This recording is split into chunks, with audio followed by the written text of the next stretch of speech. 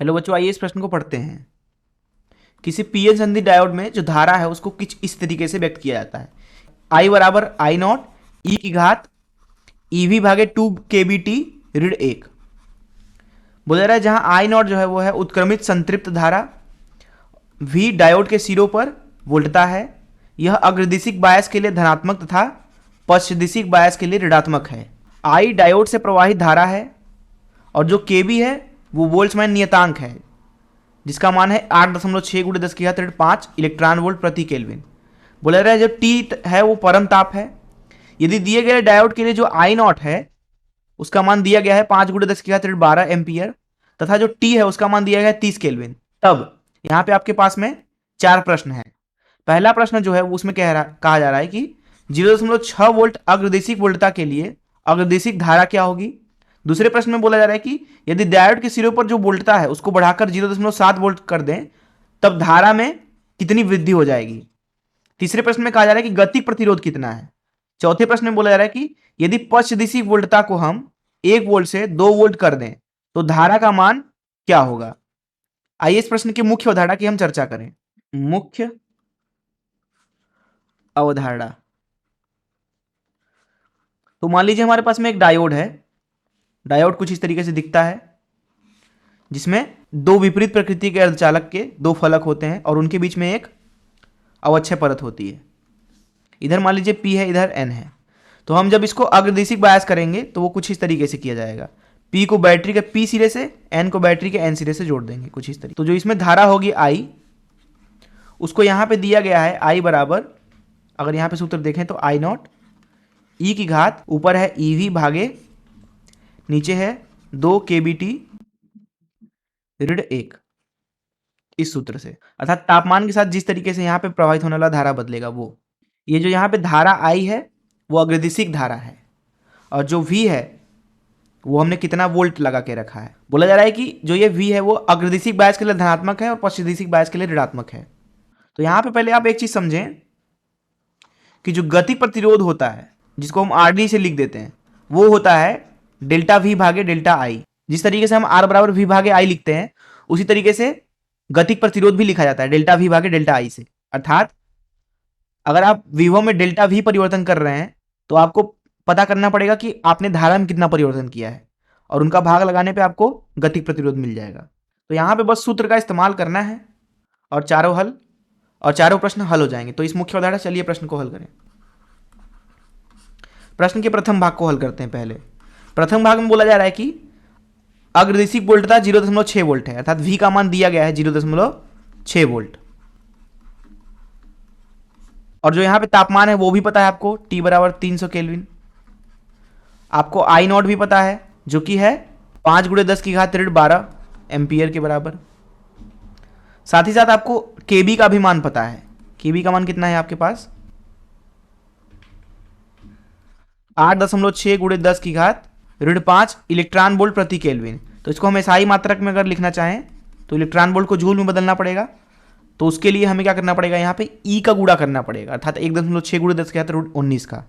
तो यहाँ 8.6 गुणे 10 की घात ऋण 5 गुणे ई जूल प्रति केल्विन, आपको आर के बी का मान मिलेगा। तो ये के बी का मान हो गया, ये आई नॉट का मान हो गया, ये वी का मान हो गया और तापमान का मान तो आपको पता ही है। हमसे पूछा जा रहा है ए में अग्रदिशिक धारा, अर्थात आई का मान हमसे पूछा जा रहा है। तो आई बराबर होता है आई नॉट का मान है 5 गुणे 10 की घात ऋण 12 और यहां होता है ई की घात ईवी।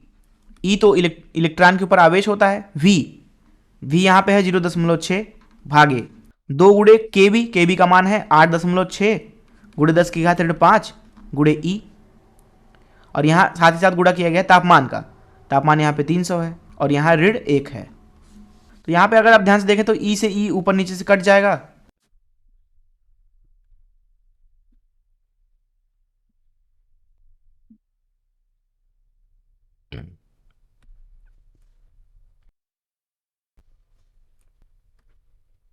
अब यहाँ इसको और आगे आप हल करते हैं तो आपको मिलेगा आई का मान आई बराबर 5 गुणे 10 की घात ऋण 12 और यहाँ मिलेगा ई की घात 11.6 ऋण 1। अब ये पद जो है ये लगभग बराबर है ई की घात 11.6 के। तो यहाँ पे हम इसको हटा के 11.6 कर देते हैं और फिर जब इसको हल करते हैं तो आपको आई का मान मिलेगा 5 × 10 की घात ऋण 12, और यहाँ गुणा करेंगे 10 की घात 5 का, जो कि बराबर है 5 × 10 की घात ऋण 7 एम्पियर धारा के। तो ये हो गया प्रथम भाग का उत्तर। दूसरे भाग पे चलते हैं।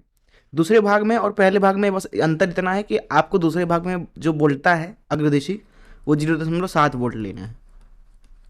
इस अवस्था में आपको धारा का मान मिलने वाला है आई बराबर 5 × 10 की घात ऋण 12, और यहाँ मिलेगा ई की घात ई गुणे 0.7 भागे 2 × 8.6 × 10 की घात ऋण 5 ई गुणे 300, और यहाँ ऋण 1।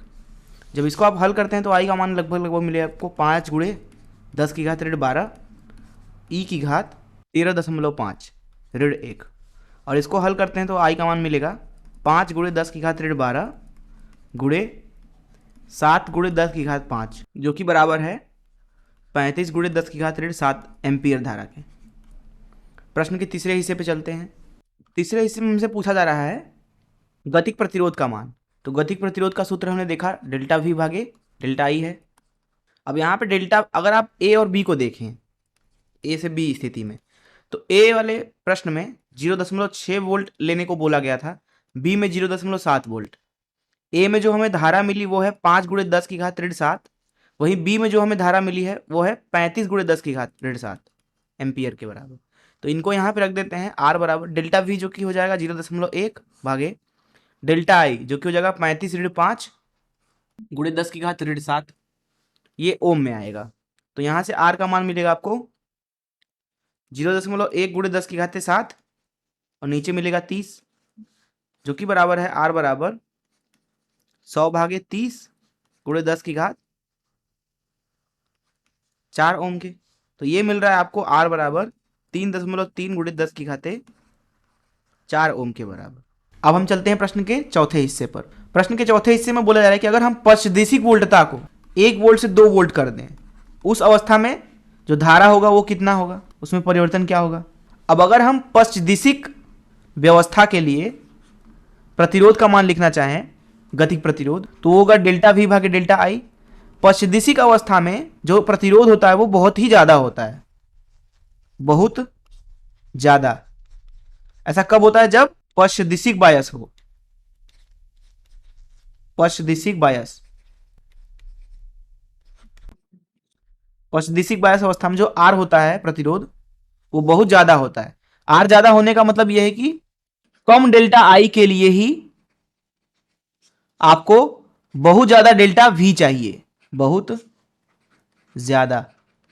अब क्योंकि यहां पे आप ध्यान से देखें तो जो विभवांतर है वो दरअसल केवल 1 वोल्ट है, अर्थात आपने विभव को 1 से 2 किया है, अर्थात जो डेल्टा वी है वो केवल 1 है, जिसका मतलब है कि जो डेल्टा आई होगा यहां पे वो बहुत बहुत कम होगा, बहुत कम।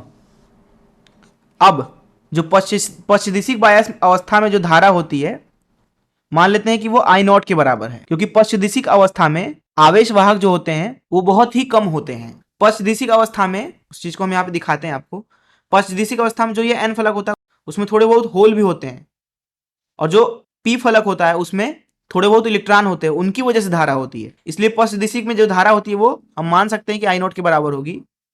वो दरअसल क्या होगी, यहाँ पे लगभग नियत ही रहेगी, लगभग नियत, क्योंकि यहाँ पे विभवांतर बहुत ज्यादा नहीं है। और हमने देखा कि अगर आपको थोड़ा सा भी धारा में परिवर्तन चाहिए तो आपको ज्यादा डेल्टा वी लगाना पड़ेगा। अब क्योंकि डेल्टा वी पहले से ही बहुत कम है तो आपको डेल्टा आई जो है वो लगभग 0 के बराबर मिलेगा। तो यहाँ लिख देते हैं जो डेल्टा आई होगा वो लगभग 0 के बराबर होगा। इसलिए जो धारा हमें मिलने वाली है वो आई नॉट के ही बराबर मिलने वाली है। आई नॉट का मान यहाँ पे दिया भी हुआ है जो कि है 5 × 10 की घात 12 एम्पियर के बराबर। तो ये हो जाएगा इस प्रश्न का उत्तर। तो इस तरीके से हमने चारों प्रश्नों को हल कर लिया। मैं आशा करता हूं कि आपको इस प्रश्न का हल जरूर समझ में आया होगा। धन्यवाद।